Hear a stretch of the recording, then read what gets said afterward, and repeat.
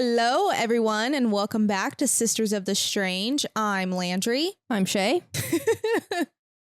And this week, we're going to do a deep dive into the so-called UFO cult.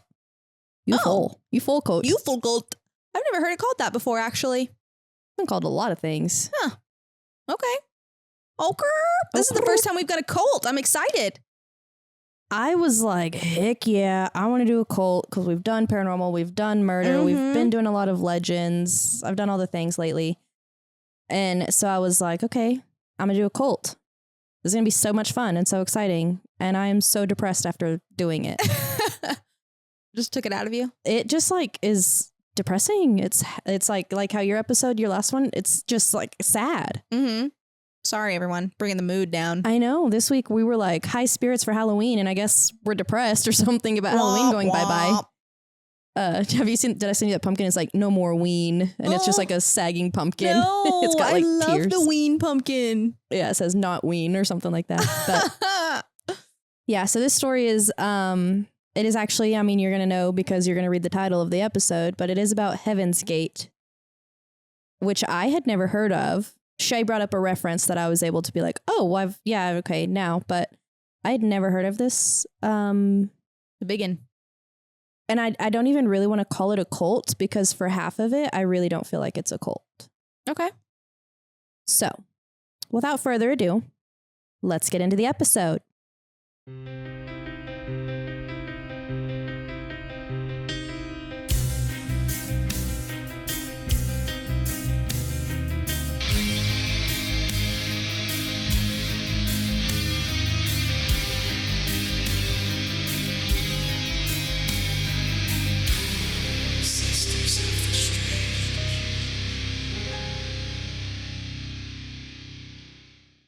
Okay. Do you have anything before we really do a deep dive? I don't believe so. I'm trying to think, and I don't think that I do. I don't think so either. Life just be lifing. Life just be lifing right now. Yeah. Well, let's begin. Let's begin. 2 words in. Anyways, we're going to start by talking about a man named Marshall Applewhite. He is a junior, so he just goes by Herf. Okay. That's also what I want my middle name to be. Herf. You better call me Herf from now on. No more Craig. Herf. Herf was born on May 17th of 1931 in Spur, Texas. 1931? 1931. Damn. Which I have no idea where Spur, Texas is, but he is in Texas. He was the son of a Presbyterian minister, so he grew up pretty forced into religion and very heavy in religion. He graduated from Corpus Christi High School. Woo! So I don't know if Spur's down there. It's kind of said that his family moved around kind of a bit, but he did graduate from Corpus Christi High School. And after high school, he attended Austin College as a philosophy major with the plans to follow in his dad's footsteps to become a minister. Okay. So he liked the religion that he was a part of. He didn't hate it. Yeah. You know, it didn't force him to not want to be religious anymore or anything like that. Yeah. After his graduation from college in 1952, he enrolled in a 3-year course at the Union Theological Seminary in Virginia. But when he got there, he realized his passion for music outweighed his dreams of becoming a minister. So he dropped out and he moved to North Carolina, where he became the music director of the First Presbyterian Church. Also, while he was there in 1952, he married a woman named Ann Pierce. 2 years later, in 1954, he got drafted into the American Army, so they moved to Austria, where they stayed until he was honorably discharged in 1956. Dang. They had 2 children during their marriage. It's not like really said, I think it's a boy and a girl, but I didn't find their names and I didn't find like the years they were born or anything like that. Not important. Is it? Not really. No, I didn't think so. I'm like, meh. There'd be more information if it was a little bit more important to the story, I think. But after the Army, he had a series of just like odd jobs. He was a soloist at a temple in Texas. He was an occupational therapist at a tuberculosis sanitarium in Colorado. He was a singer and conductor in New York. He just kind of, I guess, went with whatever life was giving him, passions and things like that. But he apparently has like very enigmatic, energetic. He had this like draw. People were drawn to him. He was a very good singer. He had a very good, I guess, like vibrato or something. I know nothing about choir, singing, any of that, but he had a good voice. He was like awesome. So, all right, King. It seems like he kind of followed his dreams around when it came to music. Yeah. Or then in 1964, he was a teacher at the University of Alabama, but he was fired after rumors of him having affairs with men. Oop. After that, his wife divorced him in 1968.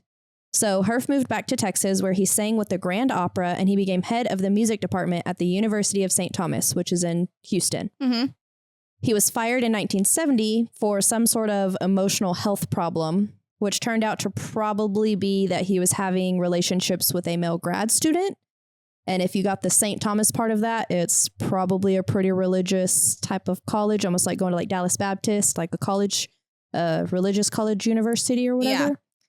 So he was let go for once more having relationships with a man. In March of 1972, Applewhite suffered from what some people described as a nervous breakdown or a psychotic episode.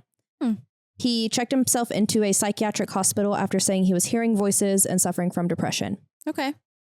The accounts of that vary, though. There's some that say he went to this hospital to take care of himself.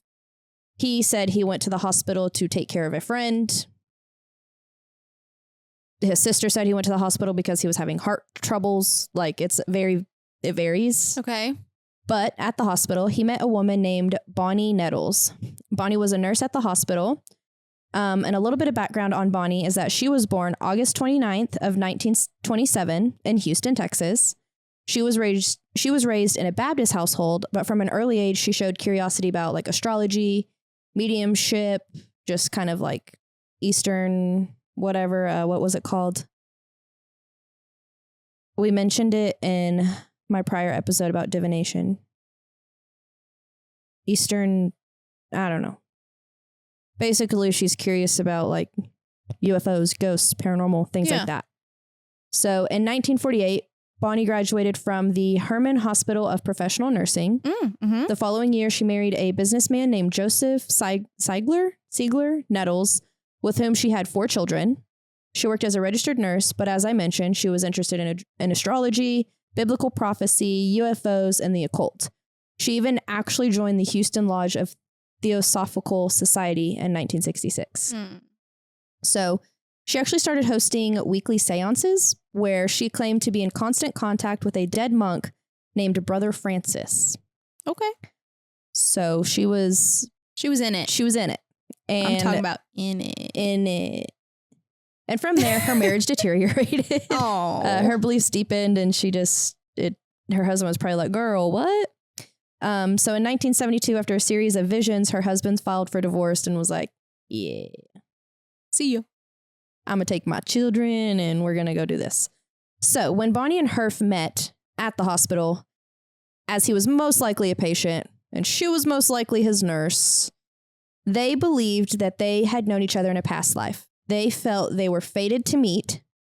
They kind of got into conversations and he was telling her, how he was having visions and things like that. And she was like, oh, well, that's like your spirits. And they're telling you that we were chosen to fulfill biblical prophecies together. And so he's starting to learn from her. And she's like, well, what's your birth, what's your birth chart or in your astrological chart? And he's like, well, I have my birth certificate in the car. And he thought that was like a sign because he didn't normally have it in his car. Oh, okay. So he was like, fated. And she was like, yeah, the stars aligned and we are supposed to be together. We are destined to be spiritual partners. Period. You were the love of my life. Not even sexual or anything, though. They don't ever do that. Soulmates. Apparently. They're just like best friends. Destined to be together. Yeah. Okay. Fair. So eventually in 1973, the two decided that they needed to find their path and their reason together. They spent every waking minute with each other trying to figure it out. Like there's pictures of her with her husband and her family, and he's like still in the pictures, like with all of them. So that's also what kind of led to the divorce, is her husband's like, hello. What's going on here? Yeah, because I'm going to believe you when you say you're not having sexual relationships with another man that you're around all the time. I'm going to believe that. I mean, once you learn more about them, you would believe it. But like, I did not have sexual relations with that woman. Molly and the whiskey. There's Monica Lewinsky. But yeah, so craziness. But anyways, they made a choice to leave everything behind and go on their search for a greater meaning. So one of Bonnie's daughters, her name is Terry. Yeah. What year is this? 1973. 73. Okay, thank you. So one of Bonnie's daughters, Terry, recounts that like her and her mom always talked about UFOs together and how they just felt like they didn't belong in this world. Like it just like didn't feel like where they were supposed to be. They felt like they were supposed to be somewhere else and all of these things. And so whenever Bonnie was like, hey, I need to go find my greater purpose, Terry was pretty understanding. Like she was like, okay, I get that. Like I want my mom to, you know, do what makes her happy. Yeah. All of these good things. So Applewhite actually explained their relationship was never coming together and that we were bed partners or involved in a physical relationship, but there is something that compelled us to spend time together and listen to each other and search together. But eventually they did realize that there was a limit to what they could learn from each other to truly understand their mission. They had been soaking up as much spiritual information as they could. Like they were reading like the Bible, they were reading different religions. They read a book called like The Chariot of the Gods, which is about like aliens actually being the gods and how the pyramids came to light and all of these things. So yeah, that's like ancient aliens. Yeah, they're reading everything they can get their hands on for any source of knowledge or awareness. This is what they called it. They're just trying to understand like what are we supposed to be destined to do together. They know together, but they don't know what. They're just trying to find it. They were at Gold Beach, which is a location they like kind of like camped and stayed at churches, or like they did literally like left with their car and that's it. Yeah. And like the car would break down, so they'd have to do odd end jobs to like make enough money to go to the next place. Like they literally were like just like nomadic. Okay. Moving around. They were trying to figure it out. Literally no plan other than to figure out what it is that they are supposed to be doing together. Wow. So while at Gold Beach, they figured out their answer. They believe that not only did aliens exist, but they have been to Earth in the past and that everything written in the Bible is based on those encounters. Okay. So they argued that thousands of years ago, people did not use the same words that we use today. So when the Bible described angels coming down from heaven on chariots, it was actually aliens landing in their spaceships. Yeah. I'm following. Huh? I said, yeah, I'm following. I follow. Or how when the sick were healed by miracles, it was because humans did not understand advanced alien medicine. Okay. So to them, that meant that God was an alien and heaven must be in outer space. And if you had the right telescope, you could actually see heaven in the cosmos. Right. To be fair, though, this is not that far off. Whenever we were talking about hybridization, if we were to believe in hybridization and their advanced medicine and things like that, not far off. That's fair. That's a fair statement. Also, you have to consider in this time, in the 70s, all the new era, new genre of things that are going on, like the hippie era. There's so many things. People are like, the hippie era is people leaving kind of religions and trying to figure out what religion they believe in. So like there is a lot of things in that time period where it's like we're questioning people are trying to find the right answer to their own things, right? So there's a lot of things up in the air at that point in time. But with this mindset that God was an alien and Jesus was an alien and the world started in that manner of things, they read the book of Revelations out of the Bible, and they knew that it was meant for them. So the book of Revelations mentions two witnesses who were sent by God to testify before the end of times. It says that the world will reject their message and the witnesses will be killed. Then for 3.5 days, their bodies will lay in the streets while the public celebrates their death. Then they will be resurrected and the world will watch as they ascend to heaven in a cloud. So Bonnie and Herf knew that they were the two witnesses. No question there. And they now knew what God's message was and what their path was, because they were the two witnesses in the book of Revelations. Wow. That's intense. What are the odds that you meet two people with the same brain? Yeah. So they knew they would be martyred, brought back to life, transformed, and then called home to heaven. So they did believe in God. Mm-hmm. They believed in the Bible. They just believed that it was aliens who were in charge of all of it. But yeah, so Bonnie and Herf didn't think that they were the only people that were going to be allowed. Like they didn't think just because they were the two witnesses that they were the only people allowed to ascend on this cloud. They thought that any human who became the perfect human could also ascend on this cloud, aka spaceship, with them. Okay. Well, they're not selfish. That's good. No, they're not. They're not. Really. Like right now, this is a religion. To me, right now, this is them preaching a religion that they believe in. Well, it's a true religion to some people. So still, like some people still believe in stuff like this. So it's a religion. Okay. And in my opinion, it's a religion. Yeah, sure. At this point in time, it's not a cult yet. Yeah. But Applewhite just explained when a human has overcome all of his human level activities, he goes through a metamorphosis. Just exactly as a caterpillar does when he quits being a caterpillar and goes into a chrysalis and becomes a butterfly. Mm-hmm. So to complete this metamorphosis, you have to be 100% focused on the change.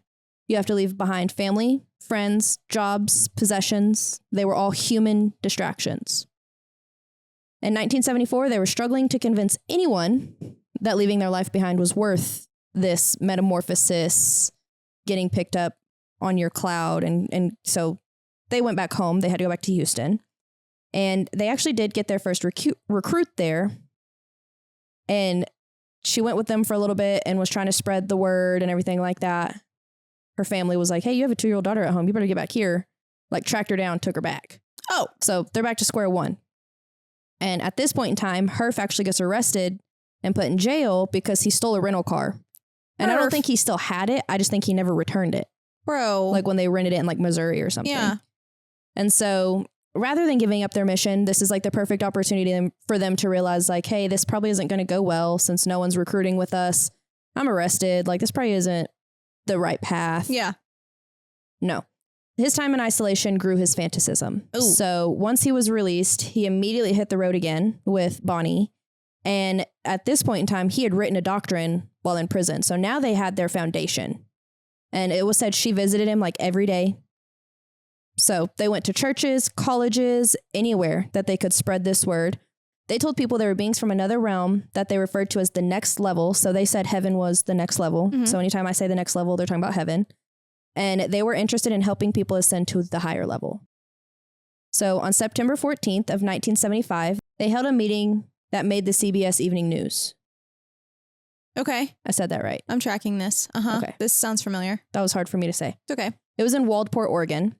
They recruited people by putting up posters all over town that had UFO written in big letters at the top, probably like not a third of it, maybe a fourth of the page. I don't know, it was very large font that said UFOs. Mm-hmm. And then under that, there were 3 bullet points and they said, why are they here? Who have they come for? When will they leave? And like a little less of like a little bit medium font.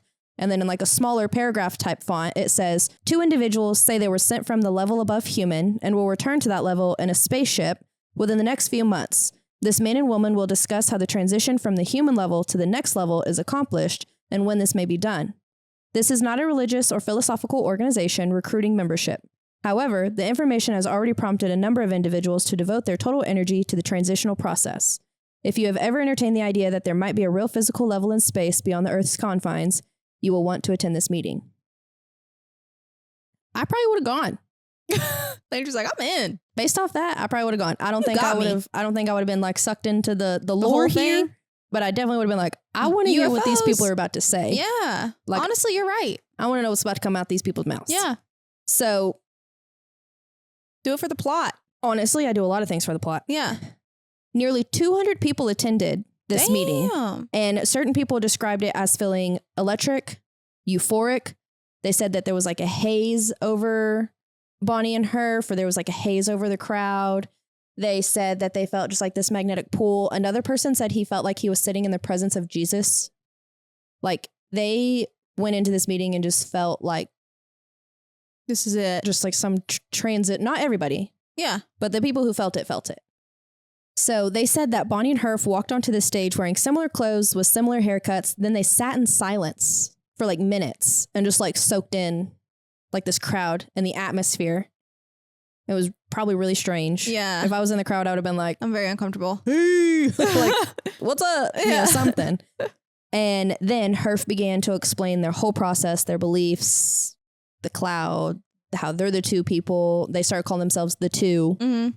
because they were the two witnesses. So they just lay it out. And throughout this, before, I'm probably going to refer to them for the most part as just Bonnie and Herf. But throughout this whole story, as we said that the name of the group has changed 1,000 times as well, so have theirs. At one point in time, they called themselves Bo and Peep because they had sheeps that were following them, which automatically to me is like, that's not good, because they always say don't be a sheep, you know, whatever. So Bo and Peep, Guinea and Pig. Ew. They had weird. I don't like that. They had weird names. They eventually settle on T and Doe, which I'll explain at a different time in this story. Okay. So if I say T and Doe, sometimes they are who I am talking about. Okay. T is Bonnie and Doe was Herf. Okay. I'm the person in the crowd that's like, hey, when are we going to talk about aliens? Aliens. But yeah, so anyways, about 34 of the people at this meeting of 200 people gave up their earthly possessions and followed Herf and Bonnie. How many? 34 out of 200. They Pretty said, good odds. You know what? Yeah, that's not almost. I round 34 up to 50 and I'm like, that's a fourth of the crowd, my guy. So, but anyways, they left. And that is what caught the CBS Evening News, is so many people filed that their children are all of a sudden missing, because it's like kids who are in college, like they went to college campuses and stuff like that. So it's like younger people, some of them are older, but for the most part, it's kind of like these kids who are just trying to figure out where to go in life right now. Yeah. And they're like, this makes so much sense. Perfect. And again, 70s, hippie era, you know, all sorts of crazy things are going on. Mm-hmm. So they're like, yeah, you know, whatever. Parents are calling. So there's like 20 people who are like classified as missing out of that 34. And that's what caught the CBS News. Okay. And so then people are associating that 20 with the UFO signs, and they're like, UFO cult. Are they the Pied Pipers of UFOs or what's going on here? So it's starting to draw attention. The New York Times even picked up the story. But the new recruits were told to bring camping equipment and meet them in Boulder Canyon, which was a 10 to 11 hour drive away from that meeting in Waldport. Good Lord. But that's where they told like all of their recruits that they'd been picking up as they traveled. They said, on this day, we will be here. Yeah. And in the beginning, Bonnie and Herf did not give their followers much direction. They simply told them just to like overcome their humanness by avoiding any distractions. So like giving up your family, whatever. But they kind of like were out of the picture. Like they weren't always in these camps with their recruits. Yeah. So the recruits were kind of just like, what do we do? I guess we're just here figuring it out. Yeah. You know? They said that most of the time they sat around in silence trying to develop some sort of psychic connection to the next level. One member states that they were giving tuning forks, and they would kind of like hit the tuning fork and then put it to their head, because the tuning fork would hit 440 hertz. And that was supposed to be tuning their minds to the next level of frequency. Wow. So they would just like ding, ding, and then just sit there with it on their head. Nice. Yeah. That sounds fun. Yeah. Sounds interesting. Sounds like something I would do when I was bored. Honestly, you know? Walking around the back. We used to walk around the backyard and just walk circles on that concrete. Correct. So yeah, can't blame them. But the group lived really as nomads. They only went into town to ask for like donations from churches or things like that, or to try and do some recruitment. But while recruiting, they were not to mention the name of the group or the leaders' names of the group. So it was very secretive from pretty early on. Mm-hmm. But I think it was because T and Doe just didn't want their names out there. They didn't want their identities out there. They just like wanted to like shed their humanity and just be what be they the are. leaders and just go on with it. Yeah. So one man actually was a reporter, and he was going to school for like journalism at this point in time. So he'd already seen the headlines of all the CBN or whatever that I said, the news. He'd been seeing that. He'd been seeing the articles, and he came across one of their flyers, and he was like, oh, I'm going to the meeting. Yeah. And he went to the meeting, and he was like, I want to go undercover. I want to learn more, because in the recruitments, they were very like hush, hush, minimal. Like they gave you information enough to get you kind of excited and thinking how they were, but not enough for you to know exactly what was going on or the actual process and things like that. And so he went undercover, and he actually called someone else, and he described his friend as like a nomadic hippie and the only other person who would be willing to like give everything up to go do this. Yeah. They went undercover for like 3 months. Dang. Okay. And he wrote down everything. He shows a little book like this big, and it's just this big of writing. The whole. Oh my God. He's writing it all down. Oh yeah. Let's get into it. He took down notes. He told them at the recruitment meeting, he was like, hey, I'm interested in joining, but I'm not ready to leave yet. Like, I've got to get my affairs in order here. I can't just leave like right now. So where will y'all be? And they said, well, we don't really know where we'll be at that point in time, because they were very nomadic. They said, but meet us in the town of Renta, which is outside of Oakland, California. And at their post office, you can find a zip code book, and you need to flip to page 100, and we will have a meeting place written there for you. What the? Okay. And he's in Arizona. They're recruiting in Arizona right now. So he's got to get to California, to Renta, California. Okay. So he got to Renta, California. He found the post office. He found their message, and it said to meet them at the top of Mount Diablo, which was another 30 miles away. So he hitched a ride because, no earthly possessions, no cars, none of that. So he hitches a ride, and once he gets there, it's empty. He's like, oh, cool. I just did all of this. They're gone. He digs through the trash. He finds their like pamphlets and things like that signifies that they've been there. Mm-hmm. And he was like, dang, I guess that's it. But then 2 cars pull up full of members and are like, you're a recruit? Okay, get in. And then they take him with them and they go to another campsite place, as they do. But that's where it was like, so were they leaving, or did they have a secret hiding spot where they were waiting and then they saw him get dropped off? Wait for recruits, so they just pick him up and then. Yeah. So what's the actual process of that? It was just weird. But his story is very similar to many others. Him and his friends stayed undercover. And the way his story is similar to others is some people would get left behind and never be able to find the group again. And they would want to find the group again. Yeah. And they couldn't ever trace back to them. Oh shit. And so his story is kind of similar in that, or just the recruiting process, things like that. But once new recruits were brought in, they had to go to what was called a buffer camp before they could get to the main camp.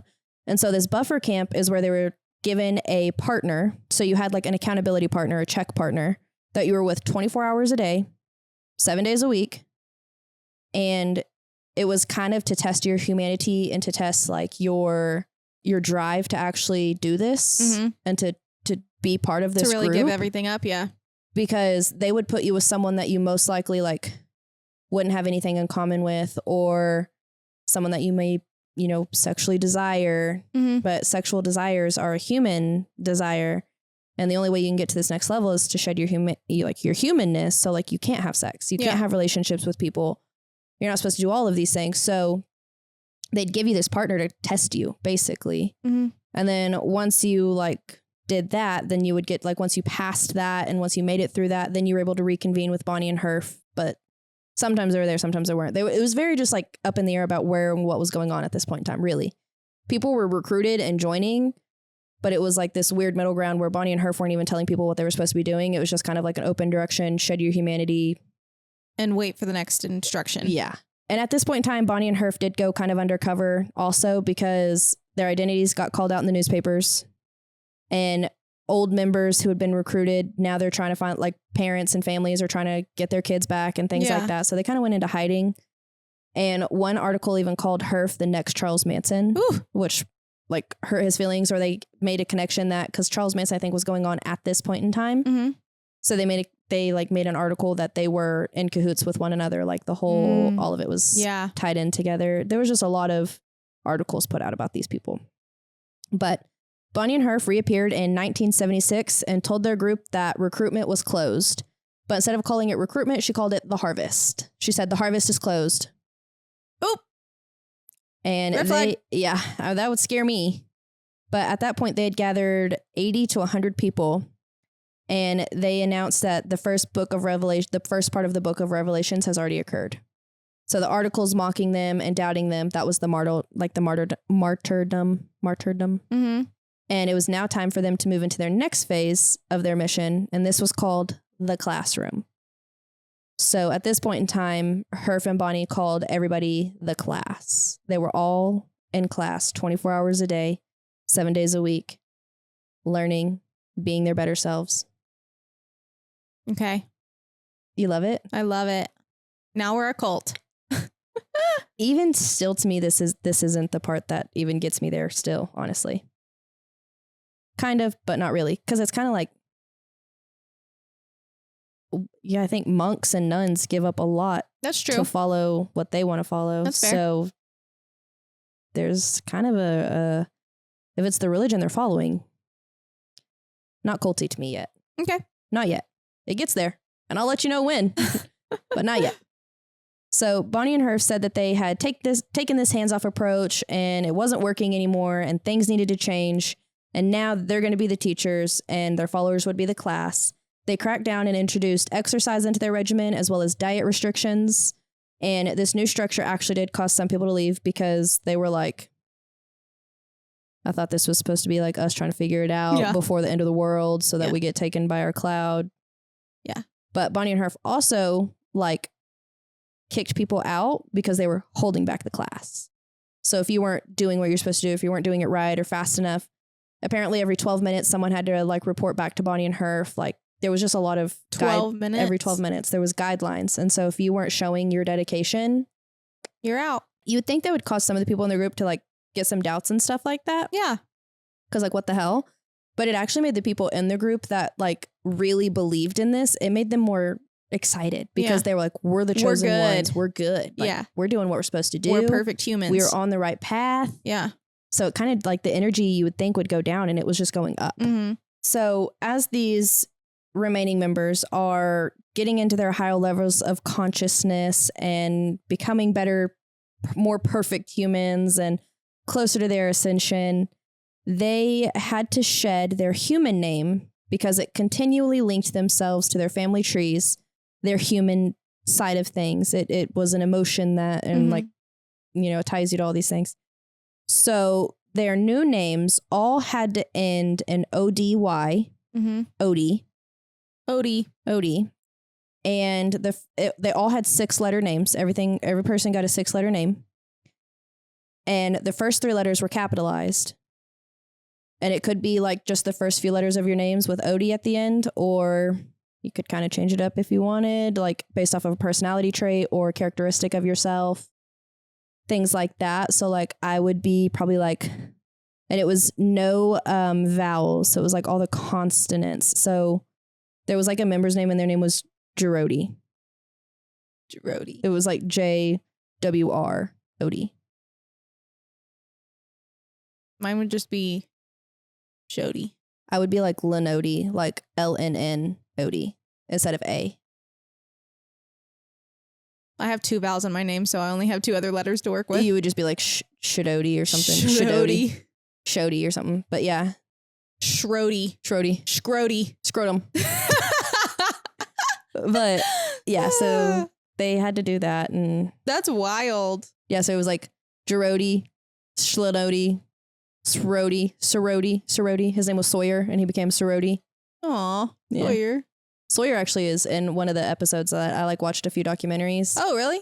And he made it out, but there's a few members who made it out and they are who like really tell a lot, but they still kind of like are like, I think I did know that. Yeah. They're like, we still like kind of believe in it though. Like they still believe in like, not necessarily what they were teaching maybe, but like they still believe in pieces of it. Their concept. Yeah. So on top of their new names, there were now 17 behavioral guidelines put into place. 17? 17. Holy cow. And it wasn't rules like, don't do this. It was rules like, are you procrastinating? It was questions that you would ask yourself and make you question yourself. But that's kind of where the group starts to switch for me. Okay. Where I'm like, all right, this is getting a little culty. But it gets cultier. Oh, yes, it does. Yes, it does. The members now that they have shed their names, they also need to shed their genders.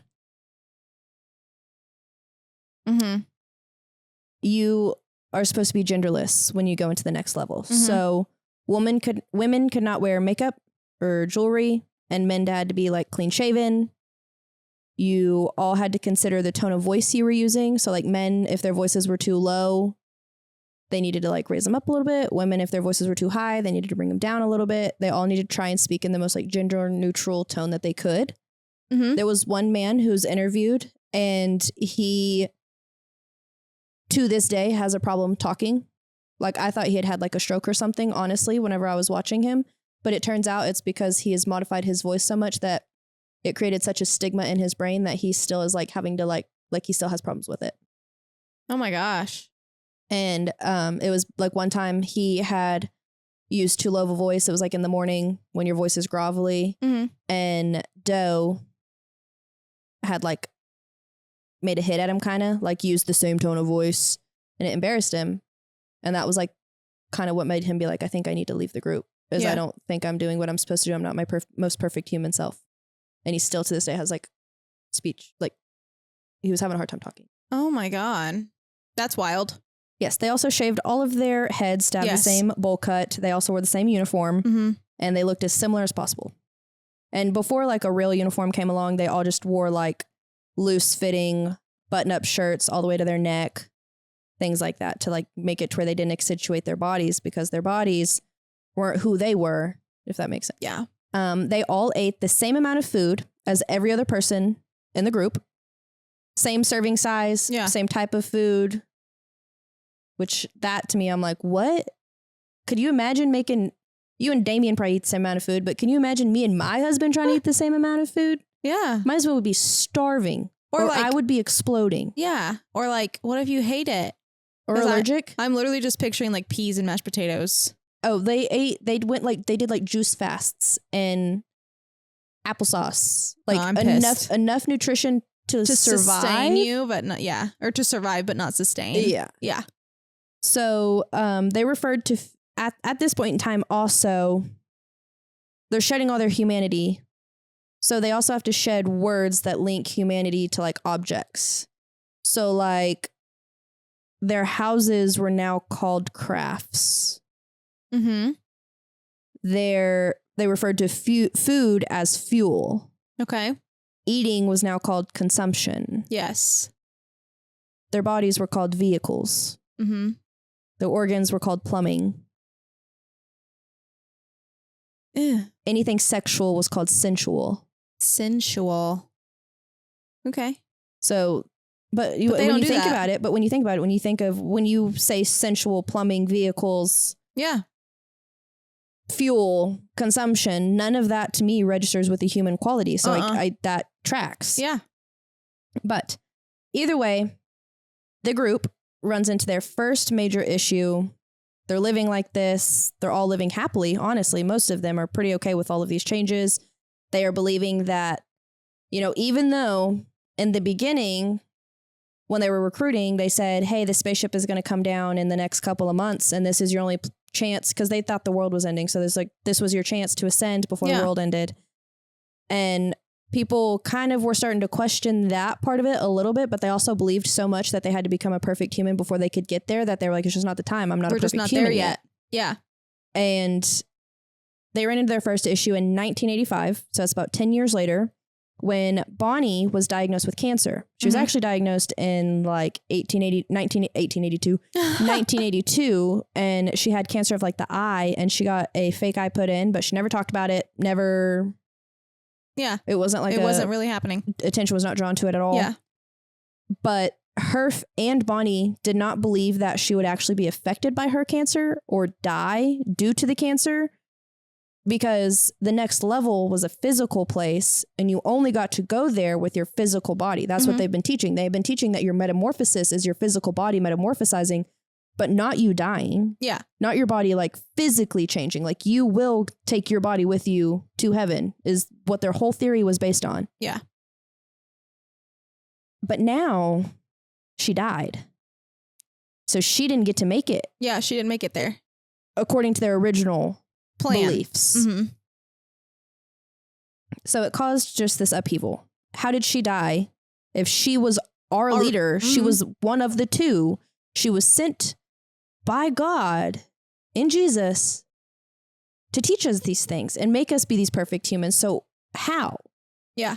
And Herf is struggling with this too. Like, it's clearly causing something in his mind, because on top of her being the person he's been with every day for the last 12 years. Yeah.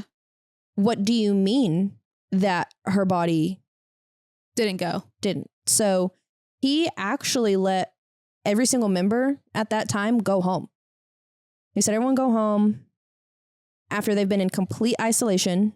Some of them for 12 years since they've been with them. And he let everyone go home. They went home for 2 weeks, and only one person did not return to him at the end of that 2 weeks. Everyone else returned. Everyone else. And there was one family that said that their son came home. He was normal. He was helpful around the house. He was kind and excited to be there. He went and hung out with friends. And then whenever he got called back, he was like, hey, I got to go. Never heard from him again. Yeah, because they're like, oh, he'll be back. Yeah. Nope. Oh, my gosh. And so whenever they came back, Herf explained to them that Bonnie wasn't actually dead and that the cancer, the doctors called it cancer, but it was actually that her consciousness to the next level had been so high that it burned her body up. So she already actually is in heaven. Right. And she actually didn't have to have a body to ascend because her vehicle died, but she did not. Right. Right. Because I guess it falls into the genderless. I don't know. It changed the whole original message. Yeah, of course it did. From what? Because he's like, But I also think he truly believed it and was trying to rationalize how did this happen. Yeah, for sure. So it doesn't seem that outlandish to everyone else. Some people it did, and they were like, okay, I'm leaving because this isn't what I was here for after 10, 12 years. But some people were like, that makes sense. That makes sense. Yeah. Now at this point, numbers are starting to dwindle and they really feel like the end of the world is coming soon. So they actually open Harvest again. They start recruiting once more. Mm-hmm. And the weird thing is you need to probably watch the documentary after this at some point because you'll be very interested in it. Oh, yeah. Because it's actually footage that they recorded themselves. They had video cameras and they recorded a lot of this stuff on their own and put it out there. Yeah. They made their own internet platforms. They're probably the first cult internet platform ever there was, you know? But like they put themselves out there and were teaching people and like openly like putting it on the internet like the ascension is coming. You have to be on this UFO or else you're going to be when the world ends, like you're going to die too. Be left behind. You're not going to get to go to heaven and everything. Yeah. But when they were doing this in this recruitment period and trying to add more people in and things like that, some people did join. Mm-hmm. Surprisingly, some people did. Others would go to the meetings and there's actual footage of people in the meetings being like, I've been in here for 30 minutes and I don't know anything different than when you sat down at the beginning. Yeah. So what? And then someone else was like, what makes you think you're so special? What makes you think that you can be the perfect human, but I can't? Yeah. And like, there was just a lot of scrutiny and it caused a lot more probably damage than it did good to Herf. Mm-hmm. And at this point in time, he was like, these non-believers are destroying our planet. The end is near. Just like sucked his people in even further. And he took it a step further and he offered each member $100. Where he said, if I offered you $100, what would you do with it? And the members are like, we've been taught this whole time to not have desires or wants or needs. So we don't need $100. We don't know what we would do with $100.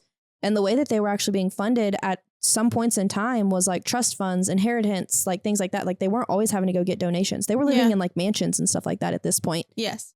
And so whenever they got asked that question, they were all like, what do you mean? Like, we're not allowed to want anything. We would just put it back into our communal fund, basically. Yeah.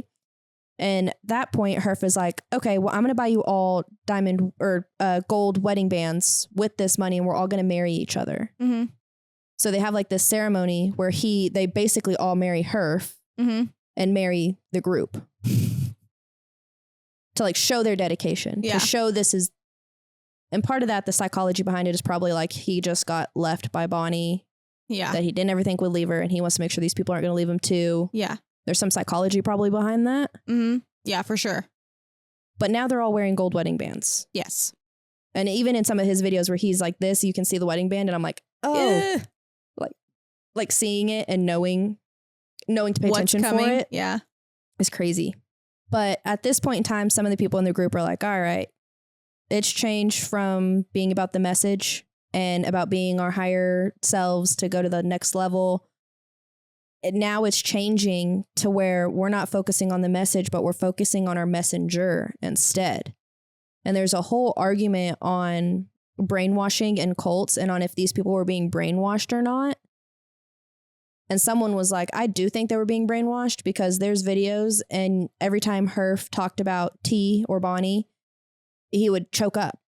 And then there would be people and they would have videos of them. And like there was one girl and she's like, I really wish I would have gotten to meet her, and gets all choked up. Mm-hmm. And it's like, she never met her. How could she have such an emotional attachment? Yeah. But he also kept a chair. Every time he held a meeting, he kept an empty chair saying that her consciousness was still there with him. And like he actually used a Bible verse that said like, my Father is in me and I am in my Father, or something like that. And he was saying that T was God and he was Jesus now. Oh. So she didn't have to be here for him to get the message. Yeah. They could still communicate. And so he would keep a chair open because she was still communicating through him. Mm-hmm. But also when she died, she was the one that was more into like, not necessarily aliens, UFO, but she was more into the astrology, new age thinking. He was the religious one, really. Like he's really the one that was like hard, fast religion. So the group also becomes really involved in like the Bible. He used quotes all the time of the Bible and things now. Mm-hmm. So there's just this weird shift going on. Yeah. For sure. It's a different changing shift. a little bit. Yeah. And now he introduced new behavioral guidelines, and they were called major and lesser offenses. So up to that point, they had still just been following the 17 guidelines that were questions that inspired self-reflection rather than like direct statements. But his new rules were a comprehensive list of everything that was forbidden. There was 3 major offenses, which were deceit of any kind, keeping secrets and sensuality in either thought or action, and breaking any instruction or procedure knowingly. Like there was apparently like if they made pancakes in the morning, there was a certain amount of batter that you were allowed to use for every pancake, a certain amount of syrup you were able to put on it, the certain time you're supposed to flip it. Like everything was down to a T of what you did and how you went about that. And if you did certain amount of toothpaste, certain amount of toothbrushes a year, things like that. And then there were 31 lesser offenses, and some of those reiterated like the 13th steps. You couldn't be lazy, you couldn't be defensive, you couldn't be inconsiderate or aggressive. But also have mentioned sexual, sensual things were just not allowed. And part of that was probably tied back into his own raising of being raised Presbyterian by a minister and then having gay tendencies, which is that will cause a conflict in someone who's raised that way. Mm-hmm. So a lot of that probably does tie back into his own internal conflicts. Yeah. But sensuality was not allowed. They called when men do things in their sleep nocturnal emission. Okay. And emission is hilarious. you didn't want people to know about it if you'd done it, right? Yeah. Because you're not supposed to, and you're trying to be this perfect human. That's embarrassing. Like the guy who left because of his voice. Like, that's embarrassing. And the only way you could clean up is if you were allowed a towel or a rag. And they did have a rag, but you had to go sign your name out to sign a rag out. So people didn't want to do that. Yeah. Because it was, but you couldn't hide it either. And you had a check partner with you 24/7. Still to this day, you still had a check partner. So you always had someone holding you accountable, always knowing. And that's, So like some people left once it started to get to this point because it was embarrassing. Yeah. And like actually there was one guy who was like, I can't control my sensuality. And he left because he couldn't control his sensuality. Well, good on you, my guy. After being there for 15 years. Wow. That's not your whole life, but that is a major portion of your life. Uh-huh. So someone else in the group, Sharodi or something like that, his name was something very similar to that. He recommended castration. Uh-huh. Have you heard that? Uh-huh. Yeah. So you heard that right, castration. Mm-hmm. I'm assuming we all know what that is. And he wanted to be the first member to undergo. So he was. What a team player. And there was a nurse, a prior nurse. She had worked for an ostomectomy. What is it? Something where you get that stuff taken out? Don't know. I don't know. She worked for a nut doctor. No, she worked for a doctor who did those surgeries prior to becoming. I mean, I would think like a urologist. I don't know what it's called, but I don't know. I don't know that people do that. So well, call the vet next time. I don't know what to tell you. But she worked for someone who did surgeries like that. So she was like, I can do it. And Herf was created a sterilized room where they were. And he hung a sign above the door that said Mexico, so that if anyone ever asked where you got this done, you could say Mexico. So you weren't lying. And the first guy went under and his testes sac started to swell after that. And they were like, he started to moan in pain. Something's wrong. And Herf was like, oh my gosh, we went too far. We should never have done this. take me to jail, take me to the police. And 3 of the members were like, whoa, no, you're our leader. You're not going to jail. This was just a mistake. Everything's fine. It's okay.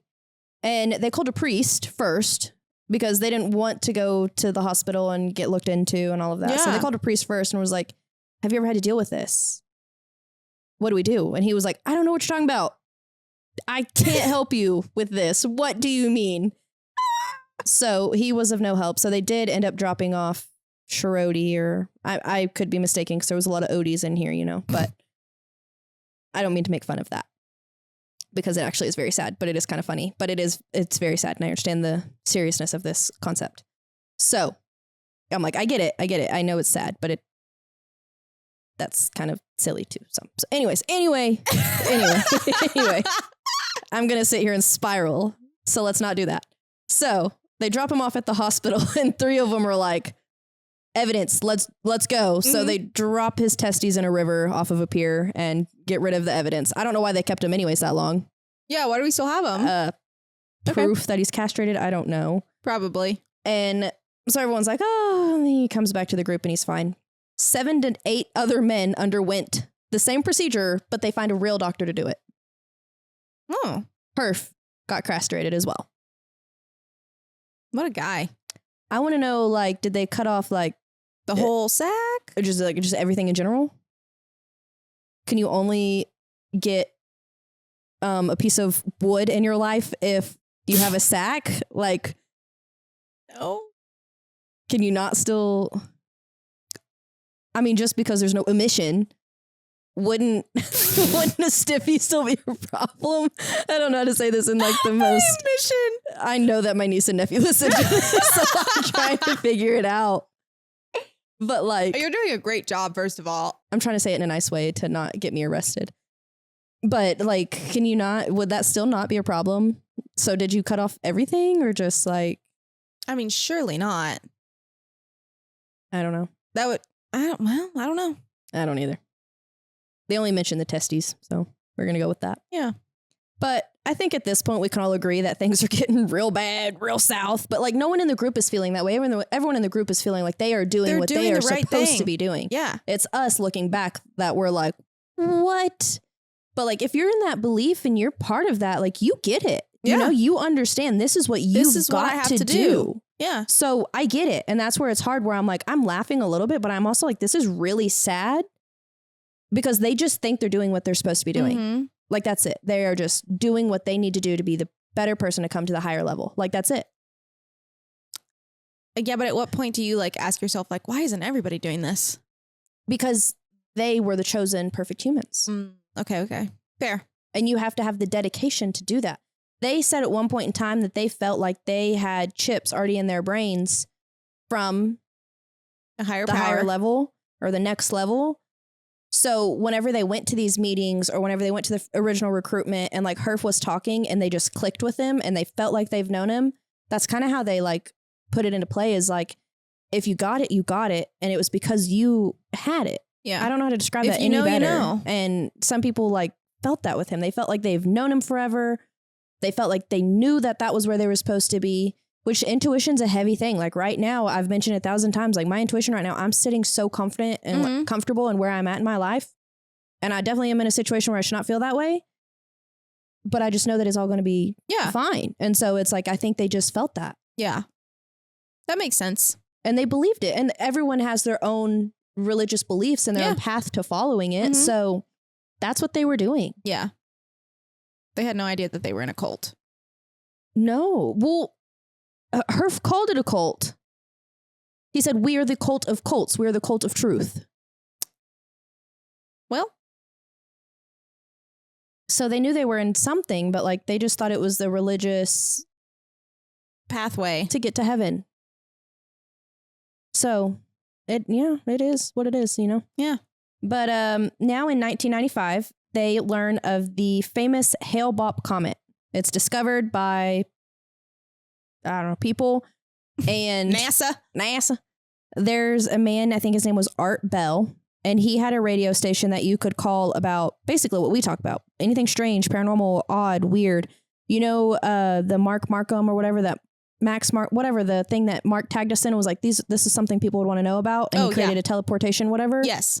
Art Bell followed him for years. It like would have him on his show because I listened to a podcast about that guy. So Art Bell, you could call for any of that stuff. So he was one of the people that had put this Hale-Bopp comet idea out there. And at some point in time, it was said that there was an object flying behind it that was 4 times the size of the Earth. So Herf and all of them believed that that was their spaceship that was coming for them. While other people were like, this is going to take out the world and we're going to die. Yeah. They were like, they're coming for us. That's what we've been saying. That's what we've been waiting on. You better get in here. And that's why they really rally at this point. They put even more stuff on the internet. Like, we only have so long till it's here. So if you want to be part of this, if you want to be a perfect human and ascend, you've got to come to us now. Yeah. Or you're going to die. And they put it out there everywhere, all over the internet. It turns out that they had a bunch of people who knew how to really work computers. That's actually how they were living. They had their own like website design. Straight up. They designed websites. You were lying. No. They were renting a mansion that was $7,000 a month. Oh my God. They were living. They were incredibly intelligent people. But you got to think, people who are in cults are not normally not intelligent people. Yeah. It's normally people who are probably like too smart for the world. They're too smart for their own good. Yeah. Yeah. So these people are all incredibly intelligent. So they're like, that is that comet and what's behind it. That's what we've been waiting on. Mm-hmm. So let's go. Let's rally. Yeah. Let's rally. Okay, let's go. Let's go. But it comes out at some point in time that there's not actually an object flying behind it. So Herf is like, oh, it's the comet itself. Duh. Didn't we know that? Yeah. We got to get this show on the road. Genuinely. So he believed that when the spaceship would come by, because that's the spaceship, the comet's the spaceship. When it would come by, it would pick up the members. Their consciousness, not their bodies. Not their bodies. Not anymore, no bodies. And some people realized, like, this is not what we got in here for. This is not how this was supposed to go. Our whole body was supposed to ascend. And they were like, and a couple more people left. But there's still some people who chose to stay. So this part gets to the part where it's probably a suicide trigger warning for anyone who doesn't know what's about to happen. And on March 26th of 1997, an anonymous phone call came in with a tip about a mass suicide. And it turns out it's this guy who he joined in 1994. This occurred in 1997. So he'd been in for about 3 years now. But 2 weeks prior to this mass suicide, he said to Herf, I feel like I'm supposed to go and write about this. I feel like I'm supposed to be the one who spreads the news of what this cult was, or like who we are and our beliefs and what we did. I feel like I'm supposed to leave and go. And that is one thing about this is Herf never told anyone they couldn't leave. If someone wanted to leave, he gave them money and like was like, here's $1,000, go live your life. Like he never said you have to stay here. Yeah. But he kind of had like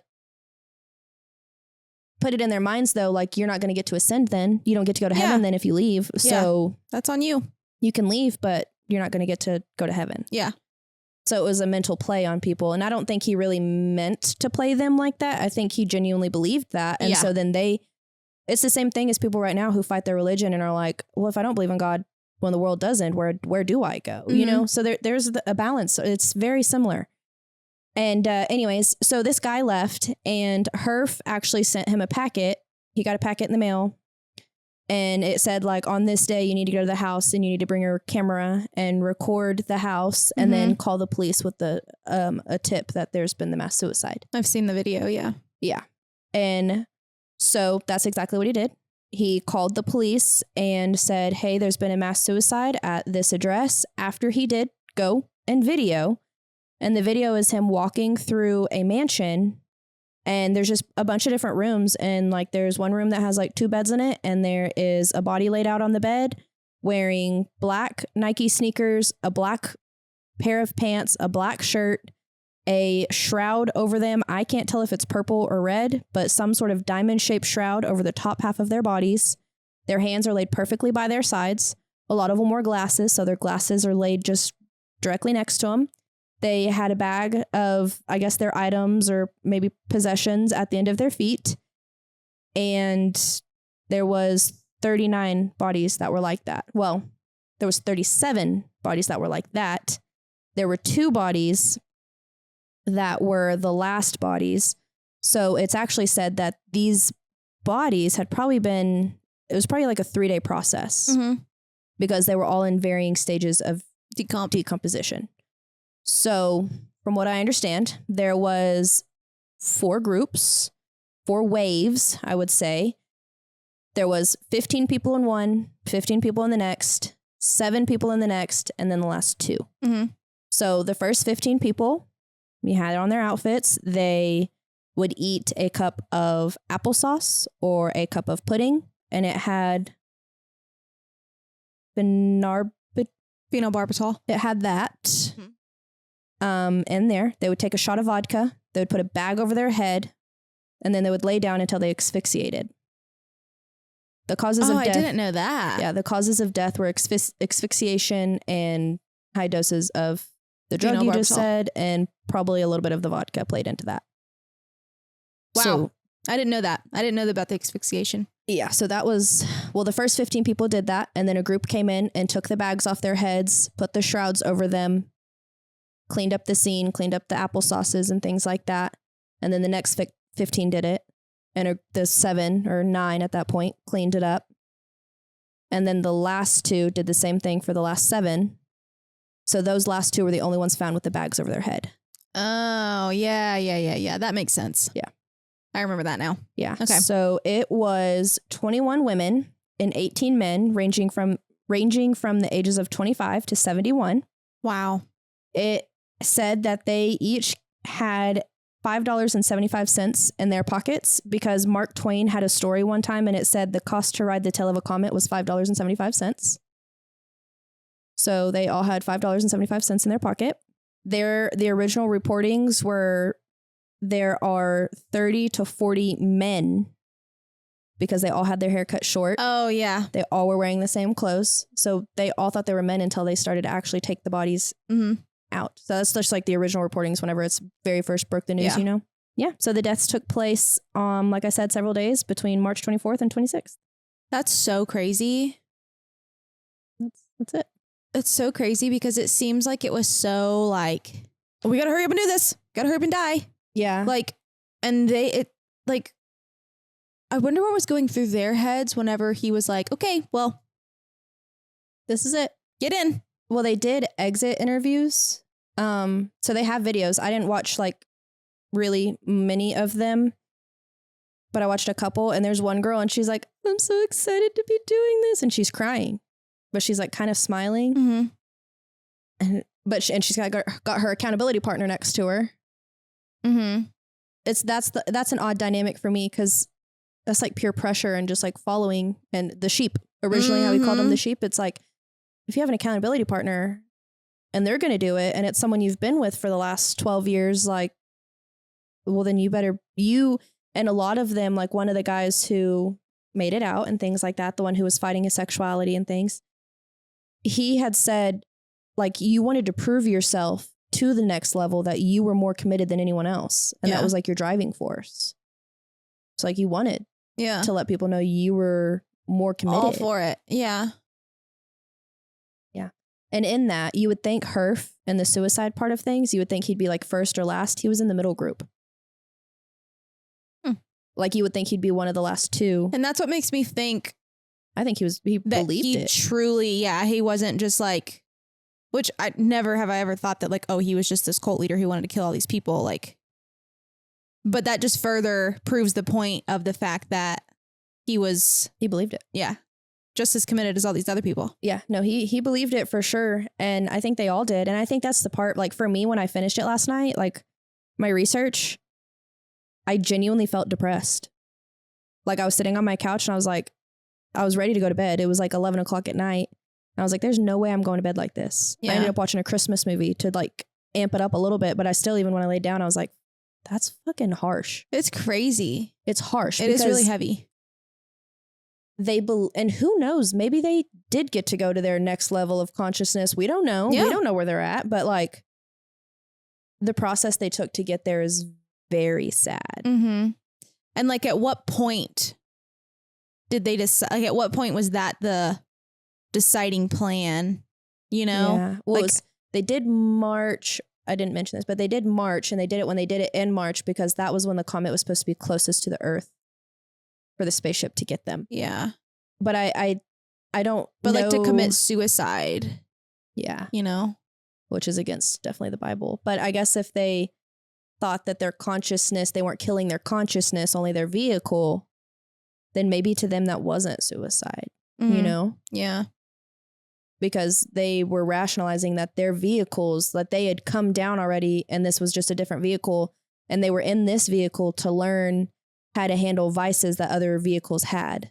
Like one vehicle might struggle with their sensuality, while another vehicle might struggle with their indulgences of like fuel, you know, food, things like that. So I would say that to them that might not have classified as suicide because they believed their consciousness was still going to be alive. Okay, that makes sense. That's fair. That's where I've said before with the Bible, and I don't know if I've said it on here and if it's made it live, but it's just so open to interpretation that that's why there's so many different religions. A lot of them follow the same Bible, but it's just your interpretation, their own belief, and your belief. And I think that they took their belief and ran with it. Sure did. Yeah. They sure did. It was heavy though. And like one girl joined in the 90s. A lot of them were like original members that had been in it since the 70s, but there was a few of them that had just joined. And I'm like, y'all didn't even have to work as hard. No, but it's also just sad. Like her mom, there was her, I don't know how her mom recorded her phone call with her daughter, but her mom had recorded one of the phone calls and was like, do you have anywhere I can call you or talk to you again? And she said, no, probably not. I'll probably never see y'all again. And was like okay with that. Yeah. But watching some of their exit interviews, it's like it almost seemed like some of them were questioning a little what bit was nervous about to happen. And it's like hard to watch that because they're like, they know it's coming. I don't think I've ever seen any of those. They're scared. Yeah. But they're doing it anyways because it's something they've been fighting for and it's something they believe in. And that's hard. That was the part that I was like, whoa, this kind of, but also just the videos of the bodies and just knowing like that video I've seen multiple times. Yeah. It's so eerie. Yeah. Just even the way cause it looks, and it's all quiet. Yeah. And I don't know if you've ever watched Eat, Sweet, Pray and Obey, but it reminded me a lot of like when they went into that house and it's just white everywhere and nothingness because they shed all their human qualities. So they didn't have decorations and posters. But what's weird is they celebrated Christmas sometimes and had presents under the tree. Like there's videos of them celebrating Christmas. Before they did all this, they like went to SeaWorld. They went out to eat. Like to me, weird. That's humanity. Yeah. So it's like how weird is that? Yeah. Or there's ones of them like some members had left and came back and they're all hugging them and stuff. And I'm like, that's human. So what's the switch? Something in their mind wasn't correlating. And I get that. I get it.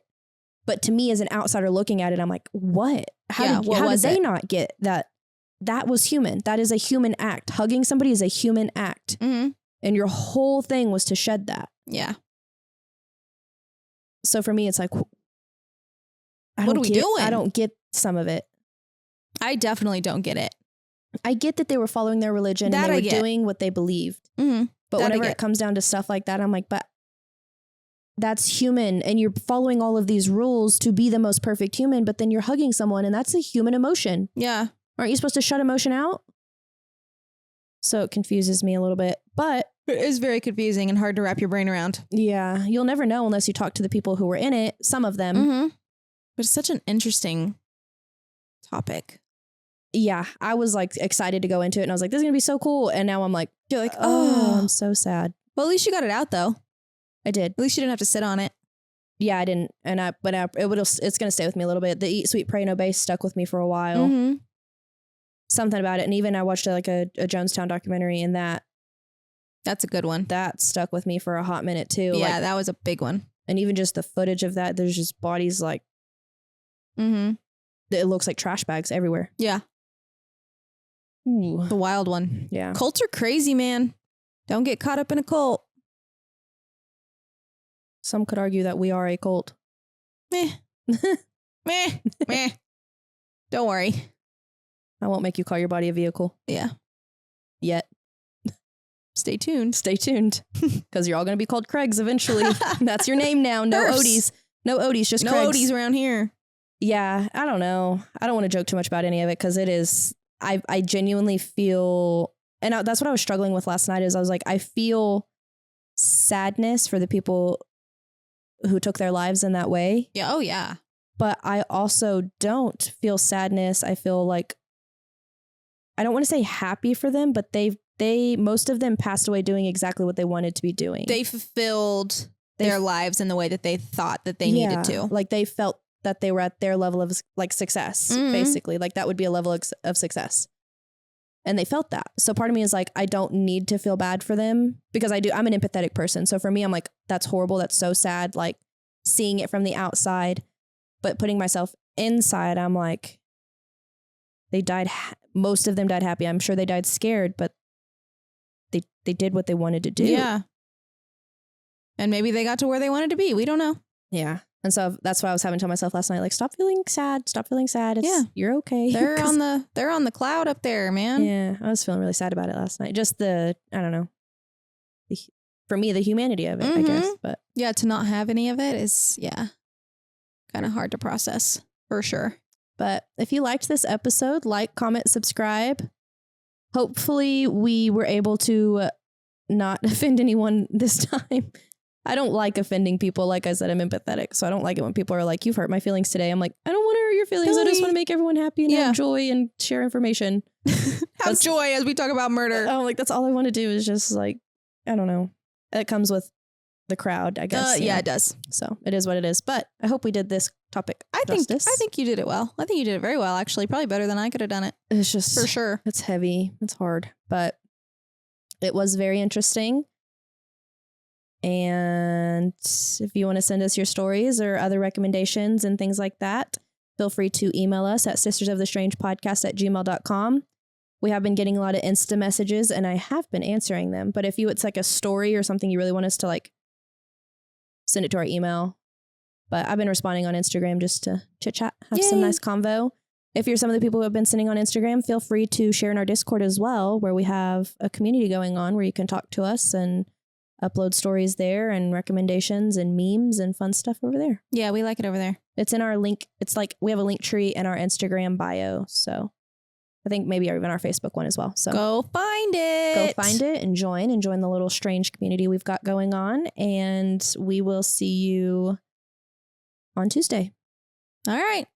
See you then. Bye. Bye.